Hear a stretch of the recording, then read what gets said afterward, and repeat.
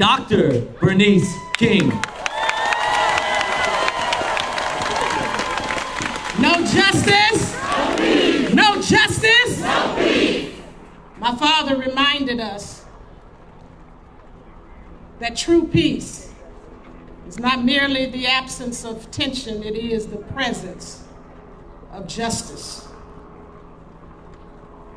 These United States of America will continue to witness what you are doing in this nation, which is ruffling the feathers of those who have sat in silence and indifference since my father's assassination and since the slaying of Trayvon Martin all the way through George Floyd, yes. I want to thank you all on the behalf of the legacy of Martin Luther King Jr. and Coretta Scott King for not letting up, for not giving up, for your tenacity, for your strength, for your resilience, for your determination to ensure that we have justice and equity in this nation. My mother said,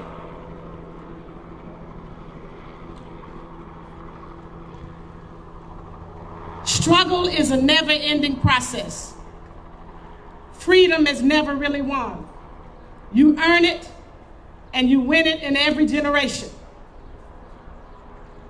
You in this generation are earning and winning this freedom struggle and this justice struggle. And because of you, we have now seen the arrest and the charging of those 4 police officers. No justice, no peace. But that is just the beginning, because justice is much larger than that. We know that this is just the beginning of a turnaround. And as I stand here today and I think about his 6-year-old daughter, I was her one day. I was 5 when my father was assassinated. And I know the pain and the anguish of losing a father so senselessly to gun violence. And so I stand here recognizing that you are perpetuating a movement that began before most of you all were born. This is the continuation. And I want to say to you that what is happening here across these streets in the United States of America is reverberating across the world. This is a global movement for justice and equity and freedom for all of God's children, and to recognize that Black lives once and for all matter. Not one day, but every single solitary day. There's a fierce urgency of now. And I want you to know that you have gotten some people leaning in and listening.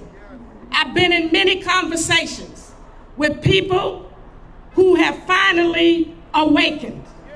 You have awakened so many people in this nation. But the danger is if we lay back like we've done in the past when they sprinkle a few little dollars at us. We appreciate the money that many corporations are investing in the justice movement across this nation. But money is not enough until white corporate America begins to deal with the internal systemic racism in their corporations. Money is not enough when my brothers and sisters in the white evangelical church have refused to lift their voices and join our justice movement. Investing money in these social social justice organizations is not enough if we continue to invest in police departments who do not respect and give dignity to the lives of black and brown people. No justice, no peace.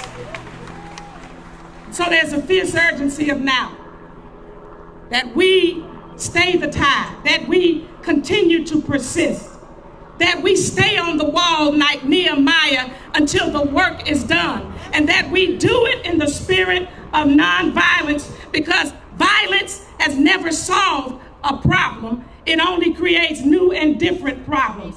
Nonviolence ultimately is the way. In 1968, when my father spoke his last words about going up to the mountaintop and looking over and seeing the promised land and saying that I may not get there with you, but I want you to know tonight that we as a people will get to the promised land.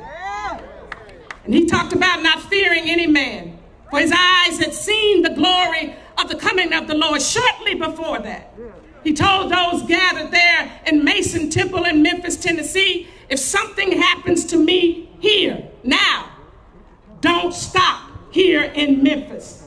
My young brothers and sisters, don't stop because of what happened to George Floyd, because there's much more work to do to establish justice and equity in this nation. Don't stop until police reform happens and police accountability and chokeholds are banned. Don't stop.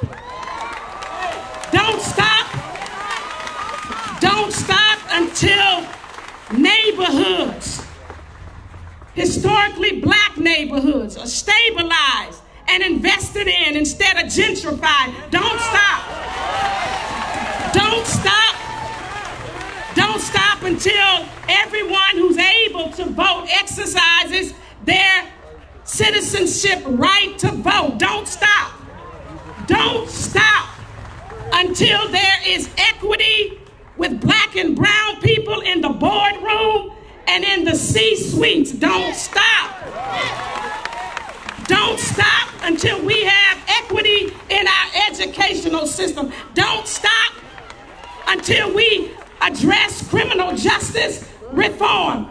Don't stop until our people can afford an education and not have to live the rest of their life paying back student debt.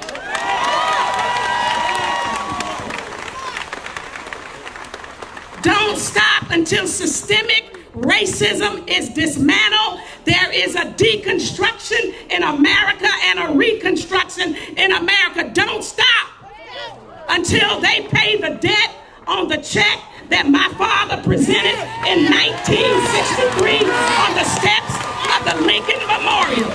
Don't stop until there is justice and equity for black and brown people, not just in these United States, but all across the world that we live in, because we are in the world house. We are inextricably bound. And as my daddy said, we are caught in an inescapable network of mutuality, tied in a single garment of destiny, and what affects one directly affects all indirectly.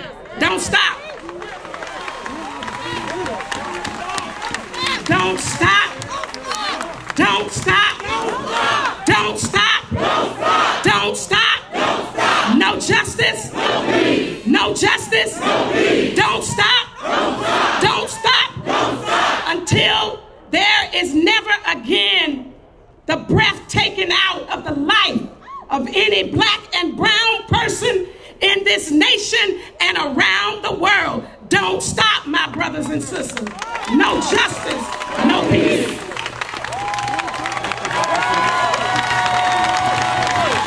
What do we want?